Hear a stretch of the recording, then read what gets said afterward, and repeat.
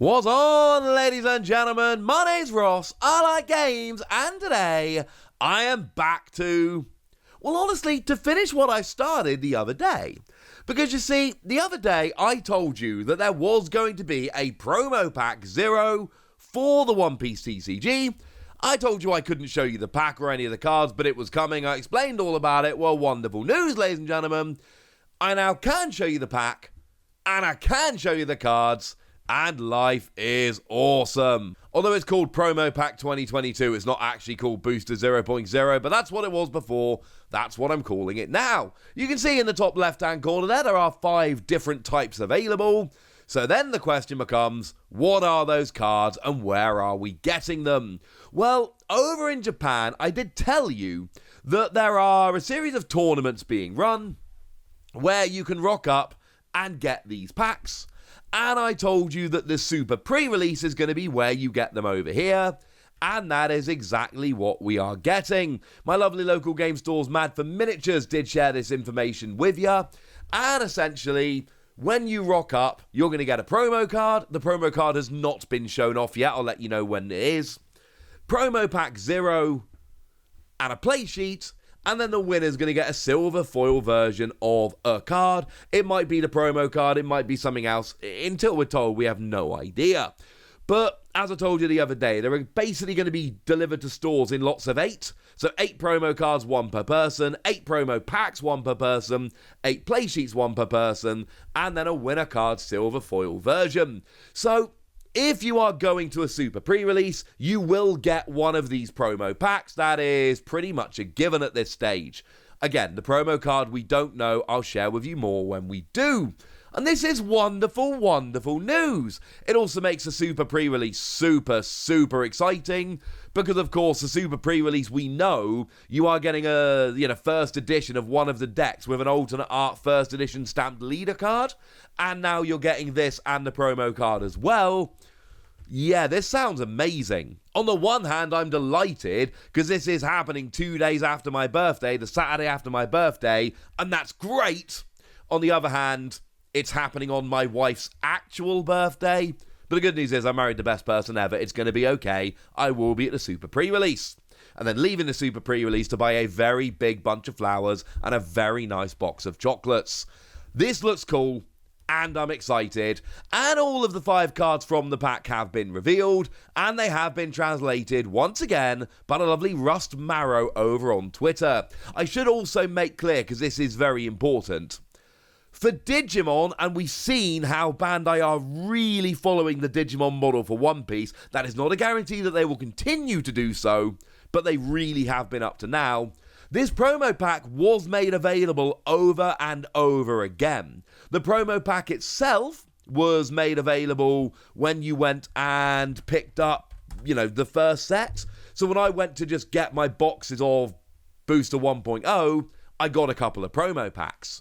They were also made available with a Bandai promotion where you got a binder with all 6 of the cards in. Although you didn't get the actual pack, you still got all 6 of the cards, and come on, that was basically just as good. And it was also included on an issue of Tabletop Gaming Magazine. Again, it wasn't in the proper booster pack, it was just in a clear pack. But my point is, those 6 cards were actually made available over and over again for Digimon. I cannot tell you that they will continue to be so. That is really important. But I can tell you that they were made available over and over again. I'm hoping Bandai do the same thing with One Piece, but I can't guarantee that they will. Good? Good. So having a look at the cards then, what we've got are 4 characters and 1 event card. Remember, we are starting off the game with 4 colours, so you basically get 1 character per colour, and then there's an extra event card because why not? So we've got Monkey D. Luffy here, a 6 cost 7,000 power character, and we've got Don times 2. This character gains Rush. Remember, Don X2 basically means that you need to attach 2 Don in order to activate the effect. But then Rush means you can attack the turn you play the card, which is clearly a good thing. Interestingly enough, we've actually seen Rush on, if I remember correctly, exactly one card so far, and that was on a monkey card. How cool was that? We were shown one the other day, and that literally had Rush, and it was a new keyword skill, and that was all rather lovely. As a side note, this is not the same card. They might both be Monkey D. Luffy. They might both be characters that have Rush, but they are very clearly different cards, different cost, different power, all of that stuff. We've then got Kaido as another one of the leaders we've seen, and what we've got from Kaido is a 7-cost character with 8,000 power, which is gigantic, but we've got Activate Main Don -2, which is to say you need to return 2 Don cards to the Don deck in order to activate the effect, and this character gains Banish for the turn. Now, we've not actually seen Banish yet. This is a new skill that we haven't actually seen. Russ Marrow does give a note over on Twitter that it seems to be that when the card inflicts damage, the opponent's life is sent to the trash instead of being added to the hand, which incidentally would make a lot of sense and would be a very cool effect. Remember, generally speaking, when you attack the leader, if the attack goes through, that is to say you've got more power, then you deal 1 life damage, which is to say that 1 card from the life is added to your hand. So yes, you're closer to losing the game, that's a bad thing, but you do gain that little extra advantage whereby you have an extra card in order to use, which is quite nice. Whereas if Banish takes that and puts it in the trash, then your opponent is closer to losing the game. There's no advantage gained. This seems like a very nice skill. This seems like the kind of thing that would be a keyword skill. It sounds legit, but do remember we have to wait just a minute until we get confirmation on that. Hey, speaking of new keyword skills, we actually have a second new keyword. Now you've got the Eustass Kid. And yes, if anybody's wondering, it really does look like they're just using the 4 characters from the starter decks, and with the appropriate colours. I've already shown you a purple Kaido and a red Luffy. Seems like we've got a green Eustass Kid here as well. Gee whiz, who'da thunk it? And what we've got here is a 3 cost to play, 4,000 power character with Don X2. Remember, that means that if you want to use this skill, you've got to attach 2 Don in order to do so. And it gains double attack, which is to say you deal 2 damage rather than the usual 1. Now, this still leaves me with a whole bunch of questions, because is it double attack or is it double damage? Because if it's double attack, remember we've got counters, and I should mention this has counter plus 1,000. Not all the characters do. Of the 4 we're talking about today, 2 of them do, 2 of them don't. We've seen this already. Some characters have counter, some don't. But does that mean that, your opponent has to build up the counter on both attacks? I.e., could they counter 1 but then have to let the other through because they don't have enough counter? Or could they counter both at once, so they just counter the first attack and then no damage is done? I would love to know that, and that's a question we're going to have to say in the future. If Russ Marrow is right and it deals 2 damage, then it is 1 attack with 2 damage. But for me, it would be a lot more mechanically interesting if it was literally 2 different attacks, and your opponent would have to counter to try and block each of them individually. That, for me, would make for a more fun and interesting game. But either way, you've got double damage, which is kind of nuts, although on a weaker character, it is the weakest of the ones we're looking at, and we got counter as well. This seems good. And then we finish off with Crocodile, who does very much seem to be the leader of the blue starter deck, and what we've got here is a 4 cost to play, 5,000 power. You'll notice that all of these have 1,000 more power than their cost, all 4 of them. And again, you've got 1,000 counter if you want to use it.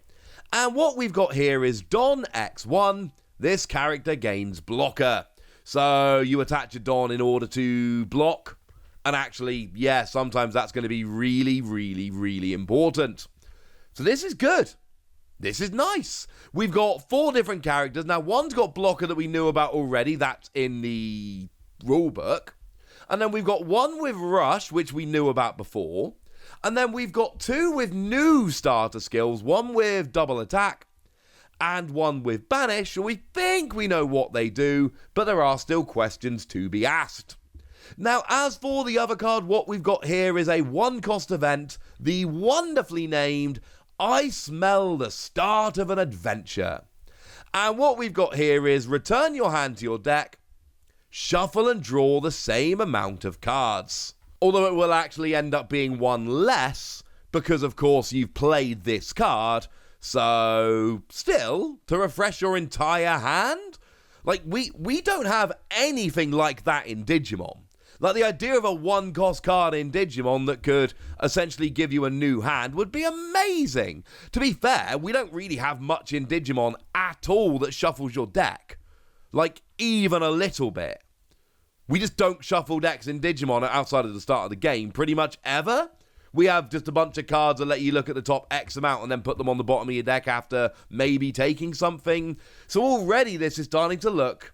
There are definitely similarities between this and Digimon, let's be clear, but there's already looking like a bunch of differences here, and I'm going to be honest with you, everything I hear about this card game, I'm just getting more and more in. Right now, I want this promo pack about as much as I want any TCG thing. It looks awesome. I want them in my binder. They look really fun, and again, they look good. But we're not really going to know how good they are until we start playing games and see all of the cards. So as I always caution you, be a little bit careful on this one.